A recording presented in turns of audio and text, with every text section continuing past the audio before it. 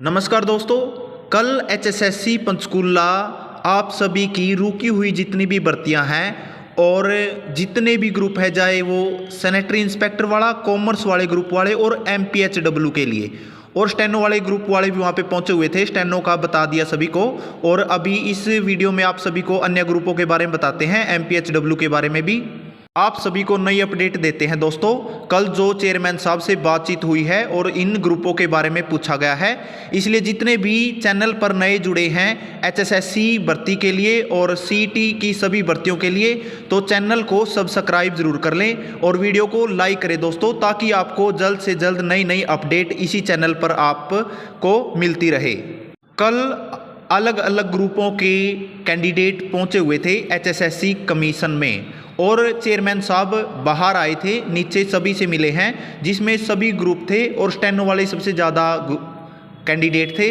लेकिन उसके साथ एमपीएचडब्ल्यू की भर्ती के बारे में और सैनिटरी इंस्पेक्टर की भर्ती के बारे में भी पूछा गया था। और उसके साथ दोस्तों कुछ 2-4 कैंडिडेट कॉमर्स ग्रुप वाले भी पहुंचे हुए थे। सैनिटरी इंस्पेक्टर के भी बार बार सवाल आ रहे हैं और उन सभी की अभी चर्चा करते हैं। तो दोस्तों, सबसे बड़ी बात एमपीएचडब्ल्यू की भर्ती के बारे में है और इसमें कई तरह की उलझनें अभी तक रही है।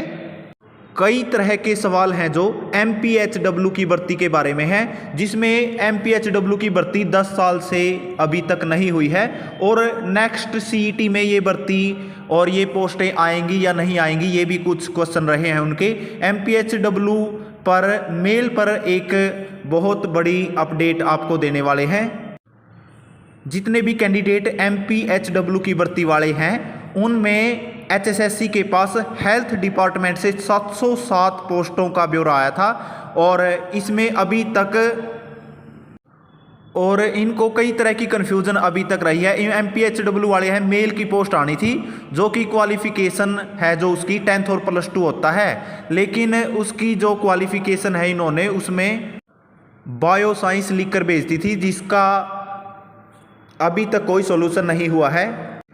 एमपीएचडब्ल्यू की जो सिलेक्शन और इसकी पोस्टें हैं डिप्लोमे बेस पर आनी थी, 10वीं +2 बेस पे जो डिप्लोमा होता है, लेकिन अभी तक कन्फ्यूज़न है और 707 वैकेंसी अभी तक नहीं आई है, जिसमें ये भी कन्फ्यूज़न है कि ये अगले सीटी में आएंगी या इसी में आएंगी। तो इसको लेकर सवाल पूछा गया था। एचएसएससी चेयरमैन साहब ने इस बारे में जवाब भी दिया था और उसके 5-6 कैंडिडेट ऐसे थे जो अभी कल ही हमारे साथ ही थे और फीमेल की तो ज्वाइनिंग कहते हैं हो गई है, लेकिन वहाँ पे कैंडिडेटों ने एमपीएचडब्ल्यू का चेयरमैन साहब से सीधा सवाल किया था और एमपीएचडब्ल्यू की भर्ती का क्या होगा, क्योंकि काफ़ी समय से ये भर्ती नहीं आई है और इनकी भर्ती अभी तक लटकी हुई है और इसका अभी तक कोई भी समाधान नहीं हुआ है। तो एचएसएससी चेयरमैन साहब ने यही कहा था कि जो जितने भी ग्रुप हैं उन सभी की ग्रीवेंसीज अभी आ रही है हमारे पास और बहुत सारी आ चुकी है, इन सभी की ग्रीवेंसीज हम देख रहे हैं, लेकिन इसके साथ ही हम एमपीएचडब्ल्यू की जो भर्ती है उसका समाधान सबसे पहले करने वाले हैं। हाँ जी दोस्तों, कल एचएसएससी चेयरमैन साहब ने बिल्कुल अपने बयान में और सीधा डायरेक्ट यही बोला था कि एमपीएचडब्ल्यू की जो भर्ती है उसके बारे में अभी हमारे पास सबसे ज़्यादा ग्रीवेंसीज आई हुई है और इन सभी ग्रीवेंसीज में सबसे पहले हम एमपीएचडब्ल्यू भर्ती को ही करने वाले हैं। इसका समाधान आप सभी को जल्द ही मिलने वाला है। इसमें अन्य ग्रुपों के भी कुछ कैंडिडेट थे, उनको भी लेकर बात हुई है और एचएसएससी चेयरमैन साहब ने एक ग्रुप को मिलने के लिए कहा था और नेक्स्ट ग्रुप को बुला लिया था। लेकिन दोस्तों, स्टेनो वाले कैंडिडेट ज़्यादा संख्या में खड़े थे, उन्हीं में से कई कैंडिडेट ने एमपीएचडब्ल्यू भर्ती के बारे में जब पूछा तो उन्होंने क्लियर ये नहीं बताया था कि ये मेल की बात हो रही है या फीमेल की बात हो रही है। हाँ, इतना ज़रूर आप ध्यान में रखें, मेल फीमेल का और 707 पोस्टों का जिक्र नहीं हुआ था और ना ही इसमें अगले सीईटी के बारे में बात हुई थी। हाँ, उन्होंने ये कहा है, आप इसी से समझ लीजिए कि एमपीएचडब्ल्यू की जितनी भी ग्रीवेंसीज आई है और जितने भी कैंडिडेट अभी तक मिले हैं, अलग अलग ग्रुपों में मिले हैं, उन सभी का सबसे पहले हम सभी ग्रीवेंसीज में एमपीएचडब्ल्यू का सॉल्यूशन करने वाले हैं और जल्द ही एमपीएचडब्ल्यू का सॉल्यूशन सभी को मिलेगा। ऑब्वियसली ये बात उन्हीं ग्रुपों की है, उन्हीं 707 पोस्टों की होगी जो हेल्थ डिपार्टमेंट में आपकी आने की रिक्वायरमेंट हुई है। तो एमपीएचडब्ल्यू के कैंडिडेट हैं जो अच्छे सीनियर हैं उन सभी को इस बारे में ज़्यादा जानकारी होगी, क्योंकि उन्होंने इस बारे में डिटेल में बात की होगी HSSC चेयरमैन साहब से। लेकिन इतना ज़रूर क्लियर है दोस्तों, MPHW की भर्ती का सबसे पहले अभी समाधान होने वाला है। और इसमें आप सभी ने क्या क्या ग्रीवेंसीज, क्या क्या नोटिस में लिखा था, क्या क्या आपने लेटर दिए थे चेयरमैन साहब को और HSSC कमीशन को, तो वो आपके सीनियर को और आपको पता होगा ज़्यादा डिटेल में। आपका MPHW की भर्ती का सबसे पहले सॉल्यूशन होगा, ये बिल्कुल क्लियर बात है। HSSC चेयरमैन साहब ने बिल्कुल जितने भी ग्रुपों के कैंडिडेट वहाँ थे उन सभी के सामने यही कहा था और क्लियर शब्दों में कहा था कि ये जितनी भी ग्रीवेंसीज है MPHW की भर्ती का ही हम सबसे पहले करने वाले हैं।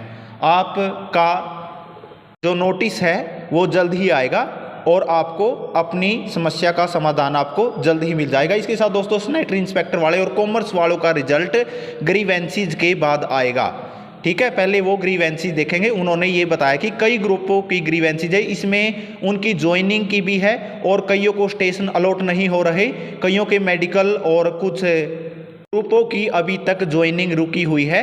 उन सभी का वो निपटारा करने वाले हैं। उसके बाद ही आप सभी की भर्तियां दोबारा से शुरू हो जाएंगी। जितनी भी पेंडिंग भर्तियां हैं उसके बाद ही होगी। थैंक यू दोस्तों, कोई भी नई अपडेट आएगी आपको इसी चैनल पर दी जाएगी। चैनल को सब्सक्राइब करें, वीडियो को लाइक करें और कोई भी नई अपडेट जानने के लिए अपडेट रहें, चैनल पर जुड़े रहें। दोबारा कभी भी किसी भी ग्रुप को अपनी भर्ती को पूरा करवाने के लिए वहां पर जाना पड़े तो सभी ग्रुप तैयार रहें, सभी ग्रुपों के कैंडिडेट तैयार रहें अगर जाना पड़ा तो।